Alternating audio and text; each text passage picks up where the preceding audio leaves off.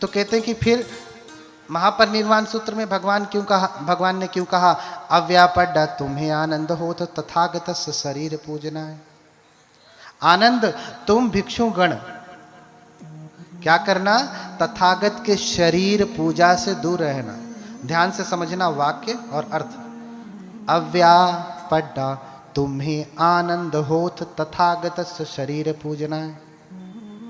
आनंद तुम तथागत के शरीर की पूजा से दूर रहना, बेपरवाह रहना। ये जो उपासक वर्ग हैं ये लोग आएंगे, पूजा करेंगे और पुण्य प्राप्त करेंगे।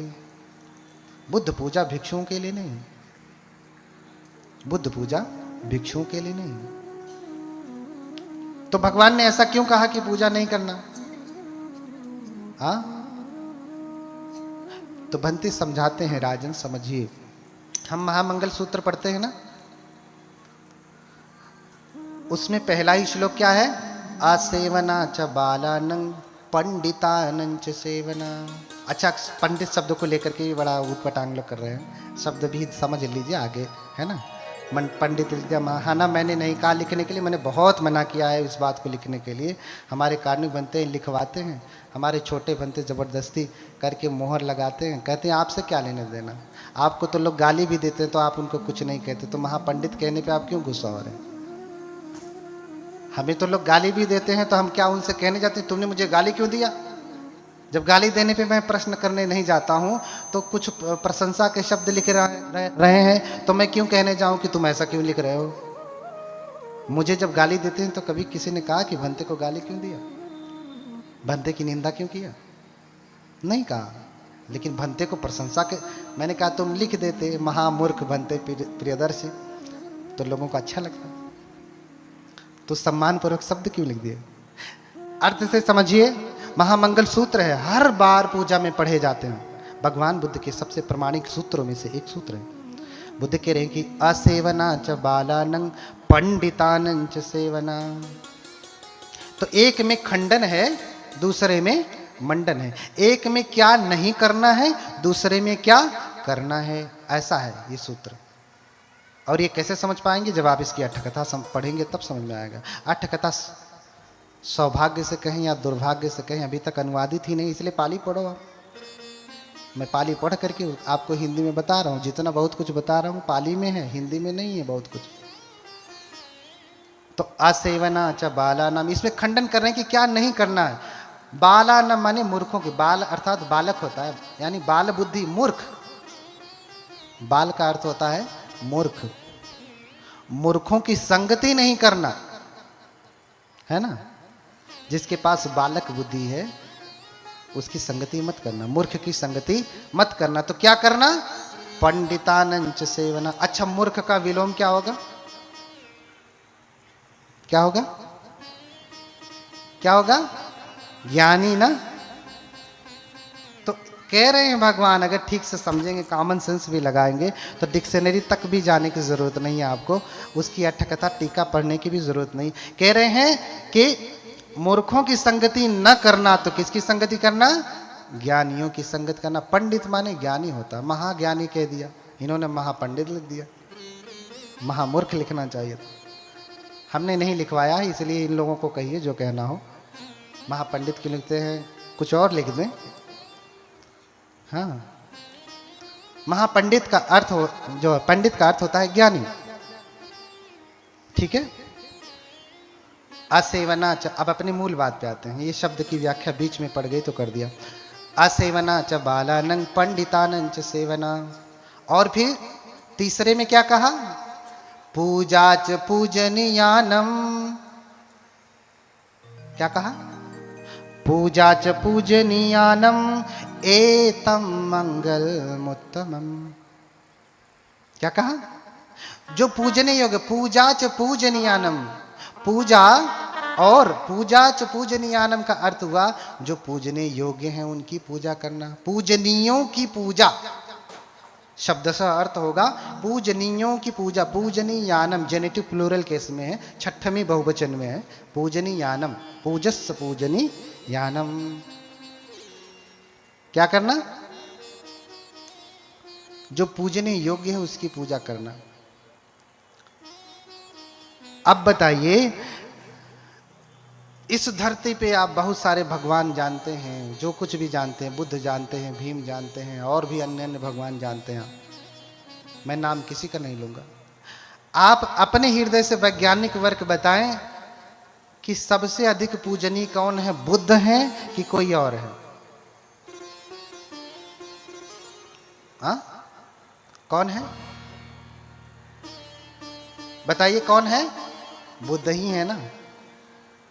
पूजा च पूजनीयानम एतम मंगलमुत्तमम, जो पूजने योग्य है उसकी पूजा करना ये उत्तम मंगल है, कहा भगवान ने। मूर्ख की संगति नहीं करना, ज्ञानी की संगति करना, और जो पूजने योग्य है उसकी पूजा करना, एतम मंगलमुत्तमम। जानते हैं कम्म विभंग सूत्र में, मध्यम निकाय का सूत्र है, कम्म विभंग सूत्र में भगवान बताते हैं, एक मांडवक भगवान के पास आता है और भगवान से कहता कि भगवान, मैं देखता हूं कि कोई अमीर है, कोई गरीब है, कोई छोटा है, कोई बड़ा है,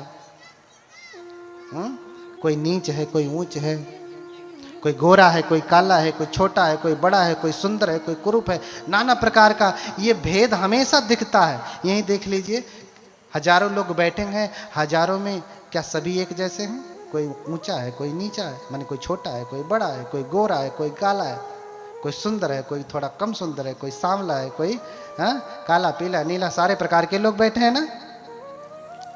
ऐसा भेद क्यों है? तो बुद्ध ने कहा कि कम्मस्य का मानवा,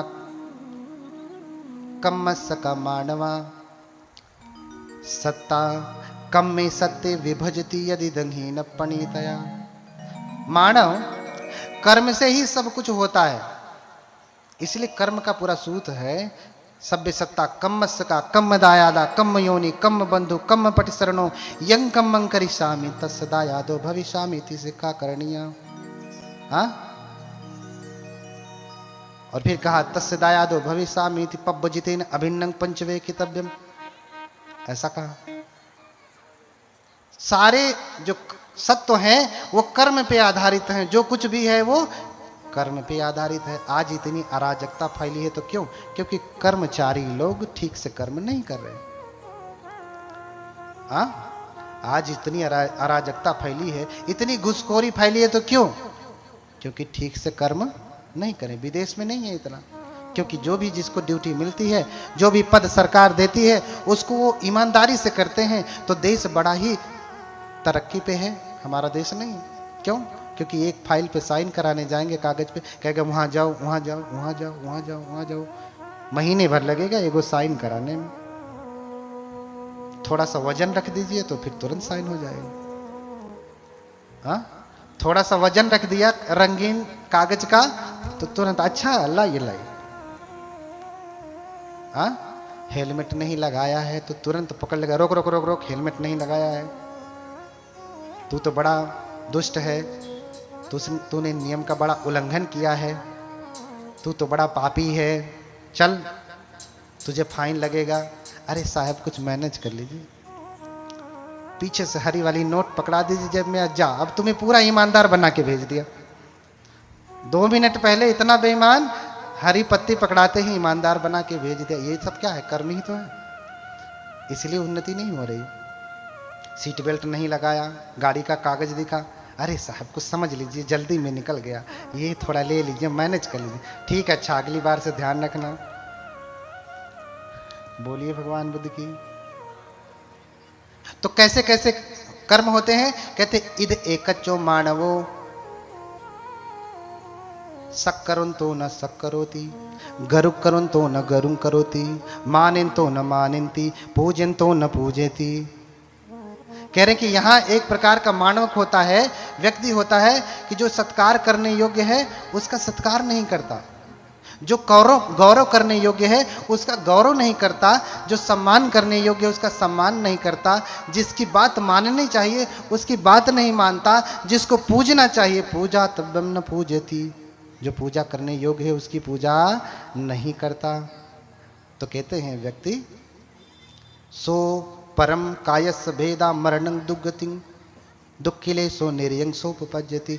तो मरने के बाद उसकी दुर्गति होती है, इसी जन्म में भी और मरने के बाद भी। मैंने कल ही बताया था, कुछ चीज़ें अस्पष्ट हैं तो कल मैंने स्पष्ट किया था कि कैसे एक माँ का बेटा, एक ही माँ के दो बेटे, एक संत हो जाता है, एक जंगली हो जाता है। कैसे होता है, क्यों, उसमें कर्म का क्या रोल है, वो कल उस दिन हमने व्याख्या कर दी। आज नहीं करूँगा, आज से और स्पष्टीकरण हो जाएगा आपको। तो जो पूजने योग्य है पूजा नहीं करता है तो उसका फल उसको ठीक से नहीं मिलता। हमारे अपने जो गरीब लोग हैं, जिसकी सच में पूजा करनी चाहिए उसकी पूजा नहीं करते। जब तक ये लोग बुद्ध पुरुषों की पूजा करते रहे तब तक ये संपन्न रहे। क्या रहे, संपन्न रहे। और जैसे ही जानते हैं बौद्ध धर्म भारत से नष्ट क्यों हुआ, क्यों नष्ट हुआ? कहते हैं कि बौद्ध धर्म में विकृति हो गई। बौद्ध के जो भिक्षु थे वो उसमें पंचमकार का उपयोग करने लगे। उसकी व्याख्या मैं करूंगा, पंचमकार की सही व्याख्या क्या है, क्योंकि मुझे उसके लिए कम से कम 2 घंटा चाहिए। पंचमकार क्या है, मोटे में समझें कि भिक्षु दुशील हो गए, उनका दुराचरण बढ़ गया, तीसरा सील खंडित होने लगा। अरे तो अन्य धर्मों में तो दुराचरण पहले भी था, आज भी है। दासी देवदासी आप जानते ही है, मुझे ज्यादा कुछ बता नहीं। उनका धर्म तो नहीं नष्ट हुआ, बौद्ध धर्म नष्ट हो गया। ये मूल कारण नहीं। मूल कारण जब बौद्ध धर्म से थेरवाद, महायान यहां तक ठीक रहा, उसके बाद वज्रयान, तंत्रयान, मंत्र, फिर जब सहज यान बना, सहज यान में जो 84 सिद्ध हुए, 84 सिद्ध ऐसे ही वैज्ञानिक हुए हैं, ऐसे ही वैज्ञानिक हुए। पूजा करने से क्या होता है, न तंग विमोक्षति पूजा स्तूप नाशनम। तुम्हारे पूजा के स्थान को, स्तूप को, आदि को नष्ट भी किया जाए तो भी तुम्हें चिंता नहीं करना चाहिए। अरे बुद्ध मूर्ति में थोड़ी ना है, बुद्ध स्तूप में थोड़ी नहीं, बुद्ध तुम्हारे नालंदा में थोड़ी नहीं, बुद्ध तो हृदय है। हृदयस्थे बुद्धम, ये उन्हीं के शब्द हैं, हृदयस्थे बुद्धम।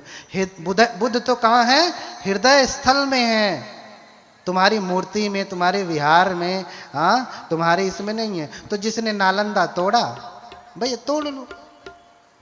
नहीं तो 6-6 महीने कहते हैं कि लाइब्रेरी जलती रही तो का सब मर गए थे, पानी नहीं डाल सकते थे, जला के चले गए तो जला के खड़े थे 6 महीने कि नहीं, जब तक पूरा जल नहीं जाएगी लाइब्रेरी नालंदा की हम खड़े रहेंगे। ऐसा था क्या, नहीं ना। वो आग लगा के चले गए, तमाशा देख रहे, अरे जलने दो लाइब्रेरी, हम तो वैज्ञानिक आदमी हैं।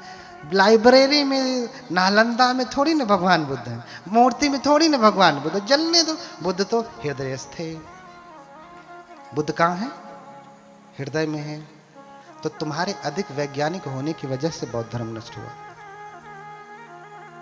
बौद्ध धर्म की व्याख्या गड़बड़ होने लगी, इसलिए नष्ट हुआ।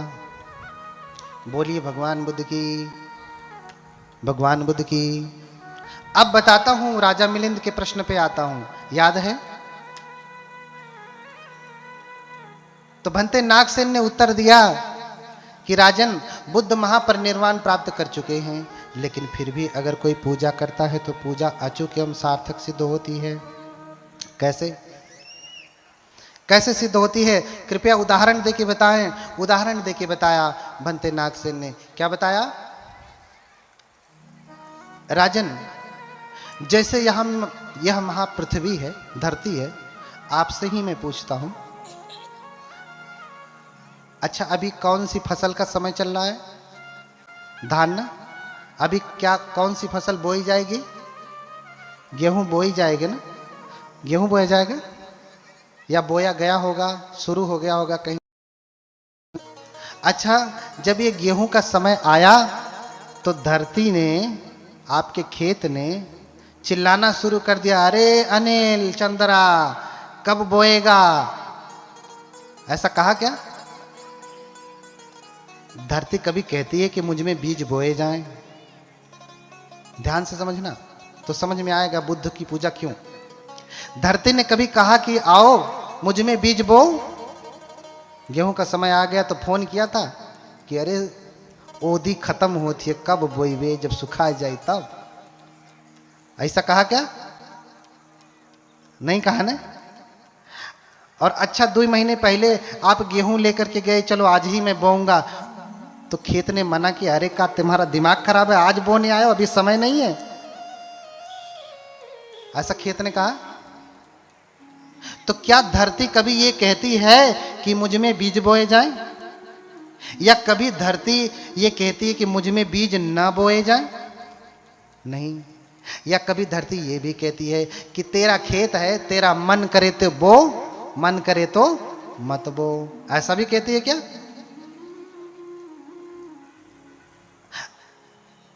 तो राजन, धरती चाहे कहे या ना कहे, जब आपको फसल चाहिए तो आप क्या करते हैं? आप बोते हैं तो आपको फसल नहीं मिलती, अनाज नहीं मिलता। बोलिए, धरती मैया आपकी सबसे बड़ी मैया कौन? धरती मैया ना। क्यों? क्योंकि उन्होंने ही तो हमें संभाला। तो 9 महीने कौन सी मैया ने संभाला? हाँ, अभी कल ही बताए थे कि धरती से भी बड़ी कौन है। तो कैसे धरती मैया? हाँ, धरती से भी बड़ी कौन सी मैया? हमारी मैया। कौन? हाँ, बोलिए भगवान बुद्ध की करुणा हो। तो जैसे धरती कभी ये नहीं कहती कि मुझ में बीज बोए जाएं, धरती कभी ये नहीं कहती कि मुझ में बीज न बोए जाएं, धरती कभी ये भी नहीं कहती कि तेरा मन करे तो बो, मन करे तो मत बो। लेकिन हमें फसल चाहिए तो जब समय आता है तो हम जाते हैं और बीज बोते हैं तो लहलहा के फसल उठ जाती है। और वर्ष भर हम गेहूं खाते हैं, चावल खाते हैं, दाल खाते हैं, चना मटर क्या क्या सब खाते हैं ना। ऐसे ही बुद्ध कभी ये नहीं कहते मेरी पूजा करो। बुद्ध कभी ये भी नहीं कहते कि मेरी पूजा मत करो। बुद्ध कभी ये भी नहीं कहते कि तेरा मन करे तो कर, मन करे तो मत कर। लेकिन हमारा मन क्या कहता है? तो बुद्ध चाहे कहें चाहे न कहें, अगर हम बुद्ध को आश्रय करके पूजा करेंगे तो पूजा अचूक एवं सार्थक सिद्ध होगी। बोलिए भगवान बुद्ध की। समझ में आया? बुद्ध कहें या ना कहें, हम जब पूजा करेंगे तो हमें फसल मिलेगी, पूजा का फल मिलेगा। ये देखिए ऑर्गेनो बजा रहे हैं ना, थोड़ा सा तेज आवाज में। ऑर्गेनो बजा रहे हैं ना। जब ये दोपहर को 11 बजे आ गए थे तो इनका ऑर्गेनो इनको चिल्ला चिल्ला के कह रहा था, अरे चल बजा रे, कथा का समय निकला जा रहा है। कहा क्या? हाँ? या जब ही बजाने लगे, मैं तो आया नहीं तो उससे पहले ही बजा रहे थे, तो बजाते समय इसने कहा कि अरे अभी क्या तू पगलाया हुआ, अभी तो भंते आए ही नहीं, तू क्या बजा रहा है अभी? ऐसा कहा क्या? ढोलक भी देख लीजिए, ढोलक कभी कहती है कि मैं बजूं? नहीं। ढोलक कभी ये कहती है कि मैं न बजूं? नहीं। ढोलक कभी ये भी कहती है कि तेरा मन तू खरीद के लाया है, मन करे तो बजा, मन करे तो मत बजा। ऐसा कभी कहती है ढोलक? नहीं। लेकिन जब हमें चाहिए होता है संगीत, जब हम गाते हैं हमें उसकी नाद चाहिए होती है तो हम बजाते हैं। हमें नाद नहीं मिलता, आवाज नहीं मिलती, मिलती है ना। ऐसे ही बुद्ध कभी नहीं कहते कि मेरी पूजा करो या मत करो, मन करे तो करो, मन करे तो मत करो। लेकिन जब हमें पुण्य फल चाहिए तो हम उनको आश्रय करके पूजा करते हैं तो पूजा अचूक एवं सार्थक सिद्ध होती है। बोलिए भगवान बुद्ध की। बोलिए भगवान की। प्यास लग गई? बोलत हई हम प्यास लगत ही तोहरे। हाँ, बोलिए भगवान बुद्ध की। हाँ, तो इस प्रकार से 7, 8, 10 उदाहरण दे करके बनते नागसेन ने समझाया कि कैसे बुद्ध की पूजा अचूक एवं सार्थक सिद्ध होती है। धम्मपद की ही गाता है, पूजा रहे पूजयते। ध्यान से समझिए, लोग कहते हैं कि हमारे बौद्ध धर्म में तो पूजा शब्द ही नहीं। कितनी बार पूजा शब्द का मैंने उपयोग किया पाली में, लिख लीजिए, ढूंढ लीजिएगा। सूत्र भी बता दे रहा हूं कि इस सूत्र में है। बुद्ध कहते हैं पूजा रहे पूजयते बुद्धे यदि वसावके पपंच समति कंते तीर्ण शोक परिदवे ते तादि से पूजय तो निबुतो अकुतो भये न सक्का पुण्यं संखा तुम इमे तामिति केनचि। बोलिए भगवान बुद्ध की। कह रहे हैं कि पूजा रहे पूजे तो, अगर कोई पूजा की कामना से पूजा करना चाहे, अरहत की करे, श्रावक संघ की करे, बुद्ध की करे, है ना। पपंच समति कंते तीर्ण शोक परिदवे। क्यों पूजा करे? क्योंकि भगवान का जो श्रावक है, भगवान के जो श्रावक संघ हैं, वो तीनों शोकों को नष्ट करने में लगे हुए हैं। राग द्वेष मोह रूपी शोक जो है, जो आर्य की भांति तीर्णंग शोकानंग, जो तीन शोक हैं वो आर्य की तरह से चुभते रहते हैं, उनको नष्ट करने में लगे हुए हैं। पपंच समति कंते तीर्ण शोक परिदवे। इन तीन शोकों का जो प्रपंच चल रहा है हमेशा, कभी राग जगता है, कभी द्वेष जगता है, कभी मोह जगता है, ये प्रपंच चलता रहता है, चलता रहता है, चलता रहता है। हाँ? तो कह रहे हैं कि अगर कोई बुद्ध की पूजा करे, बुद्ध के श्रावक की पूजा करे, अरहतों की पूजा करे, क्यों करे? क्योंकि वो तीनों शोकों को नष्ट करने वाले प्रपंच में, तीन शोकों को नष्ट करने वाले प्रपंच को ध्यान में रखते हुए लगे हुए हैं। तो फिर कह रहे हैं क्या होता है फिर ऐसा करने से? ते तादि से पूजे तो निबुतो वकुतो भय। कह रहे हैं कि उस पूजा के परिणाम से, ते तादि से पूजे तो, उस प्रकार से पूजा करते करते निबुतो अकुतो भय, क्या होता है? वो निर्वाण प्राप्त कर लेता। अकुतो भय, फिर उसे भय कहां? निर्वाण प्राप्त कर लेता है, फिर उसे भय कहां? देखिए, बुद्ध की पूजा के लिए आप जानते हैं कि विश्व में सबसे अधिक अगर मूर्तियां बनी हैं तो किसकी बनी है? बुद्ध की बनी है। आप जहां खोजते हैं वहां बुद्ध और बोधिसत्व दिखाई देते हैं। कौन दिखाई देते हैं? बुद्ध और बोधिसत्व। जहां भी धरती खोदेंगे आप, आपको बुद्ध मिलेंगे। तो क्या बुद्ध की मूर्ति प्रदर्शनी करने के लिए बनाया था क्या? हाँ? इतने बुद्ध की मूर्तियां जो मिल रही हैं, किस लिए बनाया था? हाँ? घर सजाने के लिए, डेकोरेशन के लिए? हाँ? किस लिए बनाया? पूजा के लिए बनाया था। इसलिए बुद्ध की सबसे अधिक पूजा होती रही, होती है और होती रहेगी। जापान में चले जाएं, चीन में चले जाएं, तिब्बत में चले जाएं, जितने भी महायान के देश में चले जाएं, थेरवाद में भी, महायान में तो विशेष रूप से बुद्धों की पूजा होती है। जापान में चले जाइए आप, नम्हे रंगे क्यों, नम्हे रंगे क्यों, नम्हे रंगे क्यों करते रहते हैं। नमः सद्धर्म पुंडरीकाय। नम्हे रंगे क्यों का अर्थ होता है नमः सद्धर्म पुंडरीकाय। हाँ? उनका एक महत्वपूर्ण ग्रंथ है जिसका नाम है सद्धर्म पुंडरीक। बौद्ध धर्म का एक महत्वपूर्ण ग्रंथ है। वो बार बार वही जपते हैं और बुद्ध की पूजा करते रहते हैं। नमो अमिताभ बुद्धसु, ये दूसरा मंत्र जाप करते हैं। अमिताभ बुद्ध का जाप करते हैं। क्यों? और देखिए ना, छोटा सा देश है जापान, उसके जैसा कोई देश है विश्व में कोई? कहते हैं कि जापान की टेक्नोलॉजी सबसे अच्छी होती। उनसे बड़ा वैज्ञानिक हो जाएंगे आप। सठिया गए हैं वो लोग। हाँ? उनसे बड़े वैज्ञानिक हो जाएंगे आप की है? नहीं है ना। उनका जब संविधान बना ना, तो उस संविधान में ही लिखा गया बुद्धं शरणं गच्छामि। क्या लिखा गया? बोलिए आप लोग। बुद्धं शरणं गच्छामि। क्या? बुद्धं शरणं गच्छामि। उनके संविधान में लिखा गया, उनके प्रियम्बल में ही लिखा गया है कि हम सभी जापान के लोग किसकी शरण जाते हैं? बुद्ध की शरण जाते हैं। इसलिए जापान में जाएंगे आप तो बहुत उपदेश नहीं चलता। स्वयं बाबा साहब कहते हैं, स्वयं डॉक्टर बाबा साहब कहते हैं, भगवान बुद्ध और उनके धर्म का भविष्य। कौन सी किताब में?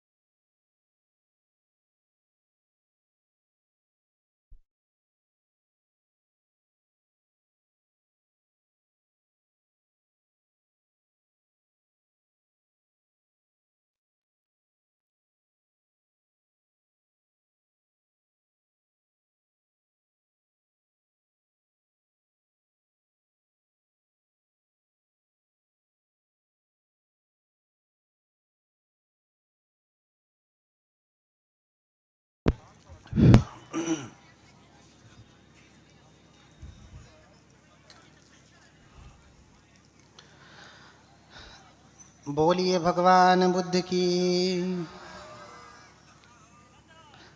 बोलिए भगवान बुद्ध की। मैंने कल क्या बताया? बुद्ध के नाम का स्मरण करने से क्या होता है? हाँ हाँ, मुख की शुद्धि होती है। रोज तो गाली गलौज करते हैं, मुख गंदा हो जाता है। हाँ, कोलगेट करने से मुख नहीं साफ होता है। हाँ, किससे साफ होता है? कोलगेट करने से दांत साफ होता है, मुख साफ नहीं होता, वाणी साफ नहीं होती। बुद्ध के नाम का स्मरण करने से। तो बाबा साहब स्वयं भगवान बुद्ध और उनके धम्म का भविष्य इस किताब में लिखते हैं कि दर्शन विद्वानों का विषय है। आम जनमानस के लिए पूजा पाठ है, व्रत उपोषित है। कौन लिखते हैं? डॉक्टर बाबा साहब अम्बेडकर, जिनकी तस्वीर आपने यहाँ पे लगाया है। वो कहते हैं कि दर्शन विद्वानों का विषय है, और विद्वान व्यक्ति दर्शन समझ करके क्या करता है? टेढ़ा मेढ़ा करने लगता है। गांव में जाएगा, गांव के लोगों को बताएगा, देखो ये चार आर्य सत्य है, ये प्रतीति समुत्पाद है, ये अष्टांगिक मार्ग है। उन्हीं विद्वानों से अगर मैं पूछूं कि तुम त्रिपिटक सम्यक जरा प्रतीति समुत्पाद की व्याख्या करो, तो नहीं कर पाएंगे। उनसे पूछ ही लो कि बताओ प्रतीति समुत्पाद की व्याख्या विस्तृत रूप से कौन से सूत्र में की गई है, तो ये भी नहीं बता पाएंगे। और वो प्रतीति समुत्पाद की व्याख्या करते हैं कौन? जिनको ये पता ही नहीं कि प्रतीति समुत्पाद की विस्तृत व्याख्या कहाँ की गई है, वो प्रतीति समुत्पाद की व्याख्या करते हैं। और यही लोग गुरु बने बैठे हैं। कबीरदास कहते हैं कि जाका गुरु अंधला, तो फिर चेला का क्या होगा? चेला खड़ा निरंध, अंधो अंध ठेलिए, दोनों कूप पड़ंत। इसलिए जब तक गुरु मिले नहीं साचा, तब तक करहूं 105। आपका कोई ऐसे वैसे राह चलते कोई गुरु नहीं होना चाहिए। कौन गुरु होना चाहिए? जो धम्मन्यु, अथन्यु, कालन्यु, परिसन्यु, संगाम जिनो, ये क्राइटेरिया है आपके गुरु होने की। धर्मज्ञ हो, धर्मज्ञ हो, धर्म को ठीक से जानता हो, पूरे त्रिपिटक का उसको अभ्यास है, गाथाओं सहित सूत गेय वेदल्य वैयाकरण गाथा उदान इत उत्तक अद्भुत भरम, जहाँ तक ये नवंग सत्व शासन उसको कंठस्थ है, वो आपका धर्मज्ञ गुरु है। अथन्यु सिर्फ पढ़ाई नहीं है, उसके अर्थ की टीका अट्ठकथा सहित व्याख्या करने में भी सामर्थ्य है उसका, तब वो क्या है? आपके गुरु के योग्य है। कालन्यु, काल को भी समझता है। किसी के यहां मरण पड़ा, लोग शोक मना रहे हैं, और पहुंच जाएंगे माइक लगा के, अरे हमारे संविधान में ऐसा हो रहा है, मिलावट हो रही, ये हो रहा, सब कुछ हो रहा है, मैं समझ रहा हूँ, लेकिन ये तुम्हारा समय नहीं है कि तुम संविधान की चर्चा करो, उसके घर पे आयो, पहले उसे सांत्वना दो। ये कौन सा व्यक्ति है? परिसंयु, उसे पता होना चाहिए कि तुम्हारी परिषद में कौन कौन से लोग बैठे हैं। इस परिषद में हिंदू भी, मुस्लिम भी, जैन भी, ईसाई भी, पारसी भी, हाँ, बौद्ध भी, सारे लोग बैठे हैं। और वो खड़ा होकर के कहने लगे उनके भगवान ऐसे, उनके भगवान। अब भैया तुम किसी के भगवान शरणंगतम, हाँ कितना श्लोक सुनाऊं आपको। तो भगवान की पूजा के बारे में बता रहा था कि ऐसी पूजा करते करते ते दाद से पूजे तो निभुत हो अकुतो भय, ऐसी पूजा करते करते आपको आपकी सुगति होती है, आप निर्वाण प्राप्त करते हैं। ऐसा क्यों कहा कि पूजा करने से सुगति होती है? आप तो कहेंगे ध्यान करने से सुगति होती है ना, हाँ आप कहेंगे ध्यान से सुगति होती है। तो इसीलिए मैं कहता हूं भैया समझिए, आप जानते हैं कि भगवान ने सबसे पहला ध्यान का कर्म स्थान क्या बताया है? क्या है? कोई वैज्ञानिक बता दे। हाँ, ध्यान का सबसे पहला कर्म स्थान क्या बताया? ऑब्जेक्ट ऑफ मेडिटेशन क्या बताया? हाँ, गुरु मंत्र क्या बताया? गुरु मंत्र। अब समझ में आया?